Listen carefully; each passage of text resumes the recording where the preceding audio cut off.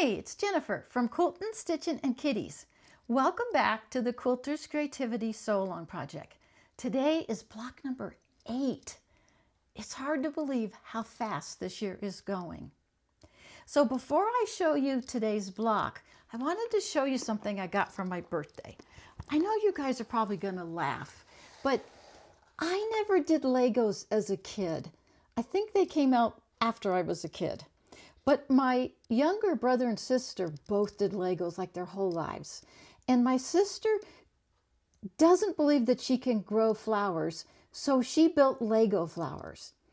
And she came to visit me last week, and we put something together. And I had so much fun that I ordered this for me for my birthday. Now it says ages 8 and up, so I think I can accomplish it. I'll let you see it after I get it together because I can't open it till my birthday, which is on Sunday. But I'll let you know how I do. So let's look at today's quilt block.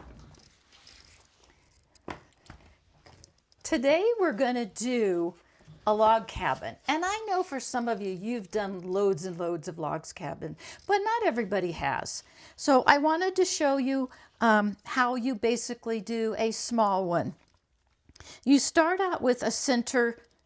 They usually say square, but it doesn't have to be a square. Because I wanted this to come out to 6.5 inches unfinished, I decided that these two were the same height, but this was slightly bigger because I needed it to come out just right. So you have your center block, and then you add typically lights on one side, darks on the other. So I chose to add it that way. So as you're sewing, you sew this way. You're actually sewing clockwise. So this would be blocks 1, 2, and 3. Then you add a dark. Then you add another dark. I decided to make these match. I like the way it looked. Then you're working on this side again. You add a light, you add a light, and now we're going this way, and we're going to add the last two. I will put up a photo with the size of the blocks, but they're all 1 3/4 inches except for the beginning ones, and that's to make it come out to be the 6.5. So the first thing is I do, sew these two together, press it. Typically you press away from the center and then sew this one on. So I'm going to do this in steps for you so that you can see what it looks like. So I'll be right back. Here are the sizes for the strips to be cut for the 6-inch finished log cabin block. Here's the placement for the strips for the log cabin block. When I sew a log cabin block, I always press after every seam. So typically I sew several together at the same time, so I'm not pressing after every single seam. So here are the 2 center pieces. Pop that up. And then the next light. So at that point, because I've cut these all to size, I will check it out and make sure that in fact my seaming is good and that I fit really well. And this is perfect. If you're off a little bit, check your seam allowance. If you don't care if they come out exactly perfect, then don't worry about it. I wanted this to be perfect, and I wanted to show you how to do it, quote, perfectly. So now I'm going to add this piece to this side and this piece to this side. Now I've added this side and this side. I've been pressing really carefully, pressing out as I go along to make sure everything is matching really well. And at this point, it's doing good. If you need to give a little more stability, try using breast press or a spray sizing. I don't particularly recommend spray starch, but sometimes that helps. Okay, I've added the last 2 lights. Now I'm going to be adding the last two darks, and it's going together very quickly. Log cabins can really be a lot of fun. Now you can make them, this has got what I say is like 5, 1, 2, 3, 4, 5 going across.